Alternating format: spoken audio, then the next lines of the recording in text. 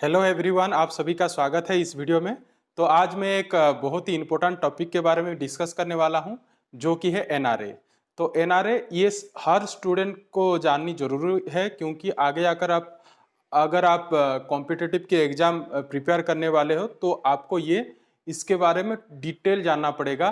क्योंकि एनआरए ये अभी कुछ ही दिन पहले हमारे मोदी गवर्नमेंट ने उसे कैबिनेट में पास कर लिया है। तो इससे के बारे में ये हर स्टूडेंट को जानना चाहिए, क्योंकि अब जो सेंट्रल गवर्नमेंट का भर्ती का जो प्रोसेस था वो कॉम्प्लीटली चेंज होने वाला है। तो आप इस वीडियो को पूरा देखिए और पूरा नॉलेज गेन कीजिए। तो चलिए जानते हैं एनआरए है क्या। एनआरए उसका फुल फॉर्म है नेशनल रिक्रूटमेंट एजेंसी। तो ये एजेंसी क्या करेगा, अब जो भी सेंट्रल गवर्नमेंट्स के कुछ जॉब हैं वो उसका भर्ती करने के लिए वो एजेंसी का कंस्ट्रक्ट किया गया है। तो देखिए इसमें क्या क्या कौन कौन सा चेंजेस और कौन कौन सा काम है एजेंसी का, वो मैं यहाँ पर डिस्कस करता हूँ।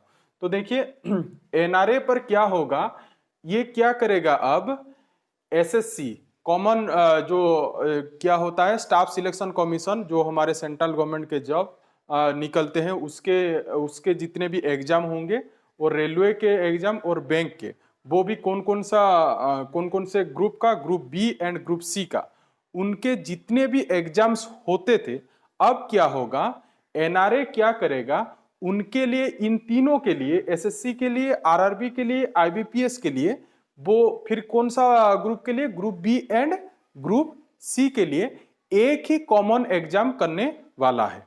ठीक, एक ही कॉमन एग्जाम करने वाला है।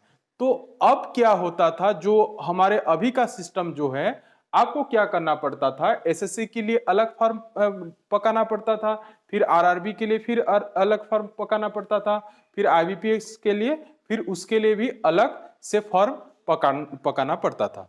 पर अब क्या होगा, एनआरए एक ही कॉमन एग्जाम आप इसके लिए करवाएगा। उससे क्या होगा, आप जो भी एसएससी, आरआरबी एंड आईबीपीएस का भर्ती वहां से की जाएगी। ठीक है। तो एनआरए जो एग्जाम करवाएगी उसका नाम होगा सीईटी। सीईटी मतलब कॉमन एंट्रेंस टेस्ट। तो कॉमन एंट्रेंस टेस्ट होगा उन तीनों के लिए। वहां पर देखिए क्या क्या होगा, वो जो टेस्ट होगा वो सिर्फ इनके जो एसएससी, आरआरबी एंड आईबीपीएस का प्रीलिम स्टेज, आप उससे देकर प्रीलिम स्टेज क्वालिफाई कर पाओगे। ठीक है, प्रीलिम स्टेज के लिए ही ये एंट्रेंस टेस्ट होगा। ठीक, चलिए अब सीईटी के बारे में और कुछ डिस्कस करते हैं। देखिए सीईटी जो होगा वो साल में 2 बार होगा, ट्वाइस इन ए ईयर। ठीक है, और यहाँ का एग्जाम पैटर्न क्या होगा, देखिए यहाँ का एग्जाम पैटर्न जो होगा वो ऑब्जेक्टिव टाइप का होगा और वो ऑनलाइन पर होगा। ठीक है, ऑब्जेक्टिव होगा और वो ऑनलाइन पर होगा। ठीक, फिर देखिए यहाँ का जो बहुत ही इंपॉर्टेंट पॉइंट है वो है एग्जाम सेंटर के बारे में। एग्जाम सेंटर यहाँ पर क्या होगा, जितने भी डिस्ट्रिक्ट हमारे इंडिया पर हैं सभी डिस्ट्रिक्ट पर एक एक एग्जाम सेंटर होंगे। ठीक है, सीईटी का सभी डिस्ट्रिक्ट पर एक एक एग्जाम सेंटर होगा। इससे क्या होगा, सारे बच्चों को आसानी होगी अपने सेंटर तक पहुंचने के लिए। ठीक, तो चलिए अब सीईटी के कट ऑफ मार्क के बारे में डिस्कस करते हैं। तो देखिए यहाँ पर जैसे आपको पता होगा, जो भी पहले जो एग्जाम होते थे, एसएससी, आरआरबी, जो भी आईबीपीएस के एग्जाम होते थे, वहां पर एक कट ऑफ मार्क रहता था। अगर आप वो कट ऑफ मार्क रखते थे तो आप प्रीलिम क्वालिफाई कर लेते थे। ठीक है, पर यहाँ पर ऐसा कोई कट ऑफ मार्क नहीं रहेगा। आपको बता दूं, कोई भी कट ऑफ मार्क नहीं रहेगा।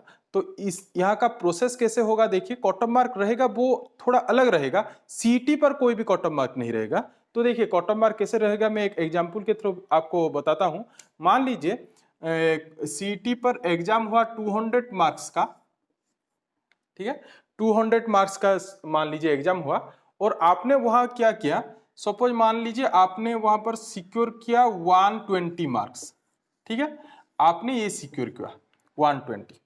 ठीक, तो फिर क्या होगा, फिर एसएससी का जब भर्ती निकलेगा वहां पर क्या लिखा गया होगा, तो वहां पर लिखा गया होगा, मान लीजिए वहां पर लिखा गया है जो स्टूडेंट सीईटी स्कोर जिनका 100 है, जिनका सीईटी स्कोर 100 या उससे ज्यादा, वो क्या कर पाएंगे, एसएससी का जो भी मतलब ये तो टीयर 1 है, तो टीयर 2 मतलब जो भी मेन एग्जाम मान लीजिए, जो भी मेन, ये तो प्रीलिम हो गया, तो वो क्या वहां पर लिखा गया होगा, वो सीईटी स्कोर जिनका 100 मार्क है जो स्टूडेंट्स का, वो मेन एग्जाम के लिए क्वालिफाई कर जाएंगे, मेन एग्जाम के लिए क्वालिफाई कर जाएंगे, मतलब वो फिर मेन एग्जाम देंगे उसके बाद। ठीक, तो ये जो सीईटी होगा वो सिर्फ प्रीलिम के लिए ही होगा, बाकी स्टेज के लिए नहीं होगा। बाकी स्टेज में क्या होगा, वो खुद ही जो एसएससी वो खुद ही अपना जो दूसरा स्टेज होगा वो करवाएगा, आरआरबी अपना दूसरा स्टेज करवाएगा, उसी तरीके से आईपीएस भी उसके जो आगे जो भी स्टेज होंगे वो खुद ही वो करवाएगी।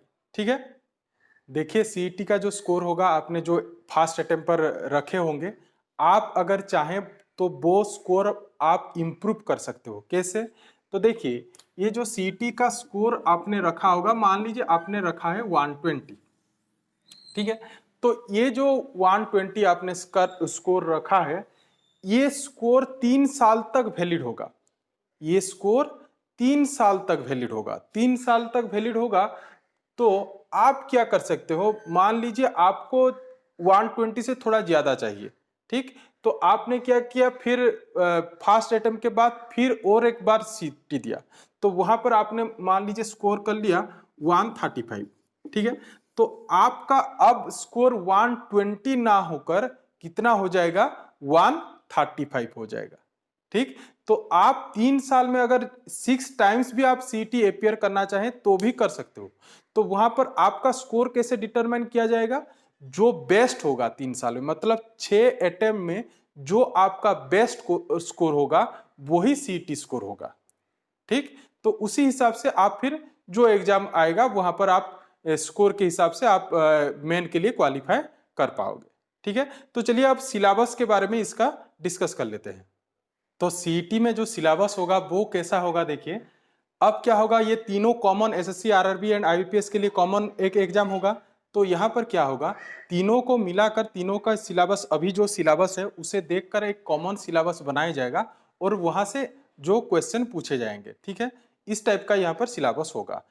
और देखिए यहाँ पर आपको पता है जो एग्जाम जो भर्ती निकलते हैं वो डिफरेंट लेवल का निकलते हैं, मतलब कहीं कहीं ऐसा लिखा जाता है 10th पास, फिर कहीं कहीं लिखा जाता है 12th क्वालिफिकेशन लिखा जाता है, और कहीं कहीं ग्रेजुएशन पूछा जाता है। ठीक, तो यहाँ पर क्या होगा, फिर देखिए ये जो सीईटी होगा वो भी 3 टाइप का होगा।